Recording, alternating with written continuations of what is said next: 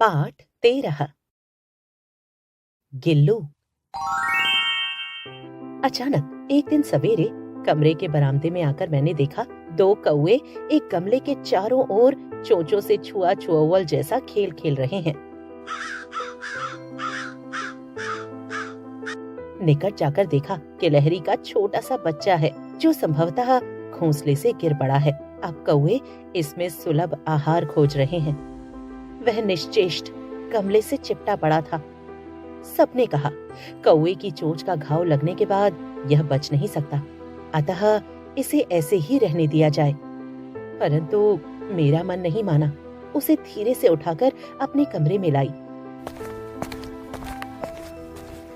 फिर रुई से रक्त पोंछकर घाव पर पेनिसिलिन का मरहम लगाया। रुई की पतली पत्ती दूध में भिगोकर जैसे तैसे उसके नन्हे से मुंह में लगाई, पर मुंह खुल न सका और दूध की बूंदें दोनों ओर ढुलक गईं। कई घंटे के इलाज के उपरांत उसके मुंह में एक बूंद पानी टपकाया जा सका। तीसरे दिन वह इतना अच्छा और आश्वस्त हो गया कि मेरी उंगली अपने 2 नन्हे पंजों से पकड़कर नीले कांच सी मोतियों जैसी आंखों से इधर-उधर देखने लगा। 3-4 मास में उसके स्निग्ध रोएं, छब्बेदार पूंछ और चंचल चमकीली आंखें सबको विस्मित करने लगी। हम उसे गिल्लू कहकर बुलाने लगे। मैंने फूल रखने की एक हल्की डलिया में रुई बिछाकर उसे तार से खिड़की पर लटका दिया।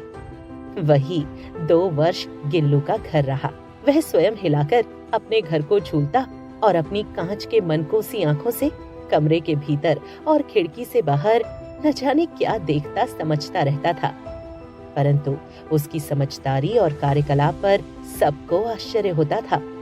जब मैं लिखने बैठती तब अपनी ओर मेरा ध्यान आकर्षित करने की उसकी इतनी तीव्र इच्छा होती थी कि उसने एक अच्छा उपाय खोज निकाला। वह मेरे पैर तक आकर सर्र से पर्दे पर चढ़ जाता और फिर उसी तेजी से उतरता।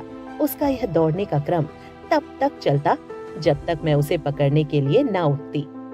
कभी मैं गिल्लू को पकड़कर एक लंबे लिफाफे में इस प्रकार रख देती कि उसके अगले 2 पंजों और सिर के अतिरिक्त सारा लघु भाग लिफाफे के भीतर बंद रहता। इस अद्भुत स्थिति में कभी-कभी घंटों दीवार के सहारे मेज पर खड़ा रहकर वह अपनी चमकीली आंखों से मेरा कार्यकलाप देखा करता। भूख लगने पर चिक चिक करके मानो वह मुझे सूचना देता और काजू या बिस्कुट मिल जाने पर उसी स्थिति में लिफाफे से बाहर वाले पंजों से पकड़कर उसे कुतरता रहता। फिर गिल्लू के जीवन का प्रथम वसंत आया। नीम चमेली की खुशबू मेरे कमरे में मंद मंद आने लगी। बाहर की गिलहरियां खिड़की की जाली के पास आकर चिक चिक करके न जाने क्या कहने लगी।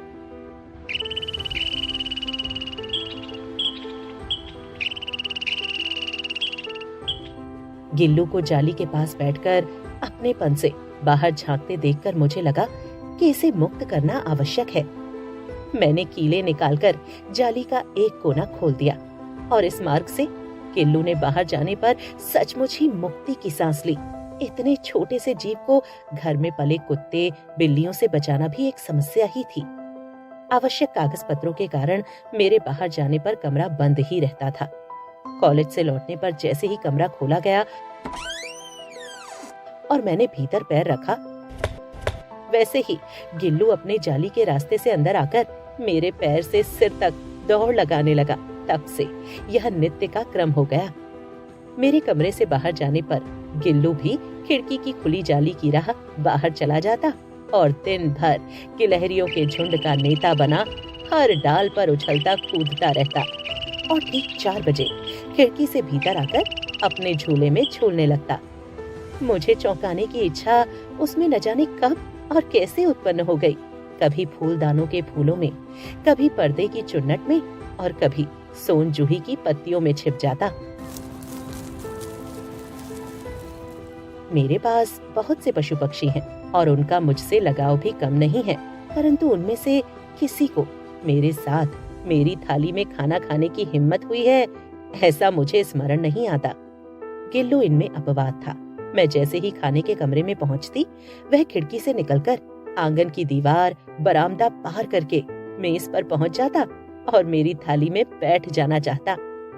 बड़ी कठिनाई से मैंने उसे थाली के पास बैठना सिखाया, जहां बैठकर वह मेरी थाली से एक एक चावल उठाकर बड़ी सफाई से खाता रहता। काजू उसका प्रिय भोजन था और कई दिन काजू ना मिलने पर वह अन्य खाने की चीजें या तो लेना बंद कर देता था या झूले से नीचे फेंक देता था। उसी बीच मुझे मोटर दुर्घटना में घायल होकर कुछ दिन अस्पताल में रहना पड़ा। उन दिनों जब मेरे कमरे का दरवाजा खोला जाता, गिल्लू अपने झूले से उतरकर दौड़ता और फिर किसी दूसरे को देखकर उसी तेजी से अपने घोंसले में जा बैठता। सब उसे काजू दे जाते, परंतु अस्पताल से लौटकर जब मैंने उसके झूले की सफाई की तो उसमें काजू भरे मिले, जिससे ज्ञात होता था कि वह उन दिनों अपना प्रिय भोजन कितना कम खाता रहा। मेरी अस्वस्थता में वह तकिए पर सिरहाने बैठकर अपने नन्हे नन्हे पंजों से मेरे सिर और बालों को इतने हौले हौले सहलाता रहता कि उसका हटना एक परिचारिका के हटने के समान लगता।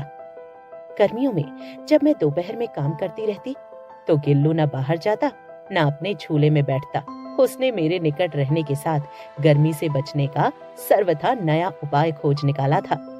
वह मेरे पास रखी सुराही पर लेट जाता और इस प्रकार समीप भी रहता और ठंडक में भी रहता। गिलहरियों के जीवन की अवधि 2 वर्ष से अधिक नहीं होती, अतः गिल्लू की जीवन यात्रा का अंत आ ही गया। दिन भर उसने न कुछ खाया न बाहर गया। रात में अंत की यातना में भी वह अपने झूले से उतरकर मेरे बिस्तर पर आया और ठंडे पंजों से मेरी वही उंगली पकड़कर हाथ से चिपक गया जिसे उसने अपने बचपन की मरणासन्न स्थिति में पकड़ा था। पंजे इतने ठंडे हो रहे थे कि मैंने जाकर हीटर जलाया और उसे उष्णता देने का प्रयत्न किया, परंतु प्रभात की प्रथम किरण के स्पर्श के साथ ही किसी और जीवन में जागने के लिए वह सो गया।